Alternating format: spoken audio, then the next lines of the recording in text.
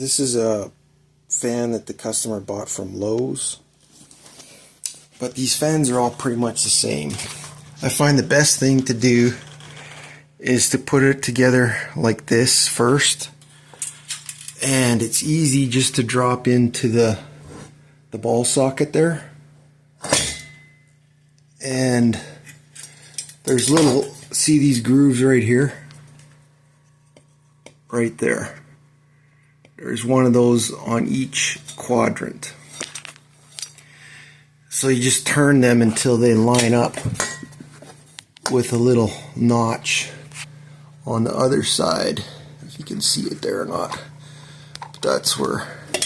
So all you do is you just turn the whole thing this way or that way until the ball socket falls in line with one of those guys. And then it should swing. And these things always come with a mile long of wire in case you're going to put a lot of extension rods on here, but we don't need it in this case. So the best thing to do is to cut the wires, because it just gets crowded up there.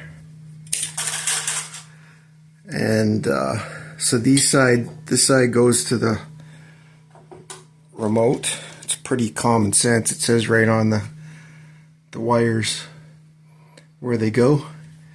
And then this side goes to the line side, which is over there. Another thing you have to make sure of is that your box you're mounting to is designed to take fans. This one is. I took a screenshot or a picture of it, but you can't see it right now. I'll try to include it in the photo. You can see some of the nomenclature on there. I think it's over here where it says it. So it comes with these, I think they're like 1 3/4 inch, maybe 2 inch long legs, and that holds this mounting bracket straight into the joist or truss, whatever the case may be. 2x4. So those are a couple pointers. Yeah, like I was saying, you want to have the wires shortened up, because you just get really crowded in here when you try to stuff the remote control in. This is the remote control. Yes, has to go in this way. So what I find is if you wire up the hot side and then stuff all the wires you can up in this hollow spot here, use as much hollow space as you can. I'll probably shorten these up a bit too. So there you go. Another couple pointers. This ground wire needs to be out of the way for the remote when you put it in there.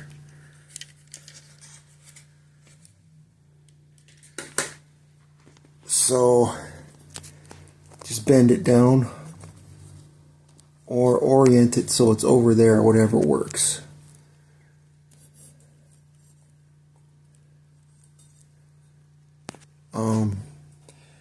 I like to have my wires almost, I'd say 3/4 to 5/8. They come stripped only to like about 3/8. And when you're done the connection with the wire nut, it should cover the bare wire.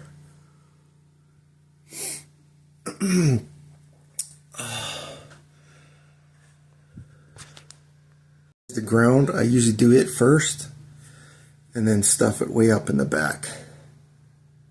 So I'll see if I can get it in that hollow cavity up there. But I gotta have the wire routed around this slot so that the remote can go in there. Another thing to point out is some of these boxes come with a red and a black and a white. Of course, this is white. It doesn't look that way because it somehow got discolored, but that's the white, the neutral. And You just got to check which one to switch. In this case, there's only one switch. So you just turn it off and on. And I use my voltage stick, that guy right there, to see which one is being used on that switch. The reason why they put the black wire up here, sometimes it's a continuous hot all the time, other times it's just another switch leg from the switch box, because in the old days fans were controlled on the wall instead of these modern day remote ones.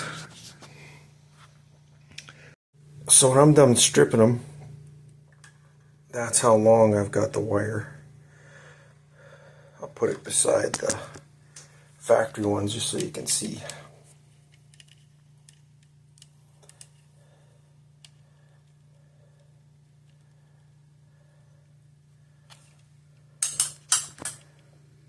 So there you can see I didn't pull the black off yet, but you can see my red and white, how long I stripped them longer than the other one. So again, like I say, I'm about 3/4 of an inch long. Because when you twist the wire nut on, it shortens up. To prep for a wire connection is you just twist it like this to get all the strands together. And then it's ready to join. See, here's a strand that's stray. But if you twist it up nice like that, then it's almost like a solid wire that you can connect to your house wires, which are solid. It works a lot better, because you don't want to have a stray strand sticking outside of your wire nut. It's together. I just make sure the tips of both wires at the same point at the very tip, and then you just screw it on. You have to hold it with your left hand and screw it on with your right hand. So now I got those connected. Got to get this guy in there. And if you notice, both wire sets, this goes to the fan. These two go to the hot and neutral of the house. So those two are on that end of the remote. So to slide this in that cavity, you need to go with this end first, so that these wires don't catch on the sides of the mount. Okay, so I got it started going in there. Now before I shove this thing all the way through, I'm going to stuff the hot and the neutral up in that cavity that's up in there. And you just put the remote in the middle, center it, eyeball center it. I'll just show you the hot. So that'll be covered by this guy when we're done.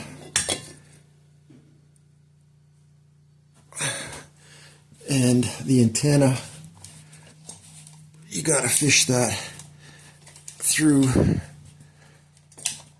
wherever it works. Oriented good. Then you just connect these guys and stuff them up in there as best you can. Neat and tidy. I'll show you when I'm done. As far as wire nuts go, I just use common sense. If you buy wire nuts, they'll say in the box how many wires of what size they can take. But once you get used to using them, you can feel if it's biting. If it keeps spinning round and round, you know it's not biting. You can over torque them too, just like you can strip a screw. So there, I just I'm going to stuff these guys in there somehow, maybe use a tie wrap to hold them up in there, and then you just put this cover up on there. Tie wrap, I just stuffed them up in this cavity here, up there. Another thing too is if you mount this guy, this mounting bracket, too tight with these, that'll suck this piece of metal up into the drywall, and then you won't be able to get this cover on. So don't suck it up too tight. I always leave these screws here where you turn the slot in, and then obviously take those ones out all the way, and you put them in later. So there's one of those slotted ones on each side. It up and on and twist it on, and now you tighten the screw and you put these guys in first. Before you tighten these up, get these ones started, and then you can tighten them all up. So most of the work's done now. You're gonna need some paint in there, but you just put the blades on now, and then you put the light on. That's pretty self-explanatory. The hard part's done. A pointer, if you're going to use these rods, make sure you put this guy on first and that guy on before you know, when you lift it up there. These two guys got to be on first, if you know what I'm talking about, when you assemble this down on the ground. Blades are easy to do. They come with these paper cardboard washers, and you decide what side you want facing down. Just put them in the holes. So it's easy if you just, some of these fan blades, by the way, don't have two colors and aren't ambidextrous like this one. This is a straight flat blade. Some of them have a curve in them. You have to put them a certain way. So all I do is I slide it in the slot, and you can just leave it there while you get your screw and screwdriver, and then just line them up, put them in. What I do is I put them all in loosely, and then I go around and tighten them all after they're all in loosely. The reason you do them all loose first is because, say you tighten this one up here real tight, then you can't move the fan blade to line it up with a hole for this one if it's off a bit, and it won't go in. Blades are all on tightened. Now when you get to this phase, you take one of these out and loosen two. You can tell that because of the pattern on here. Two of them have that slot thing.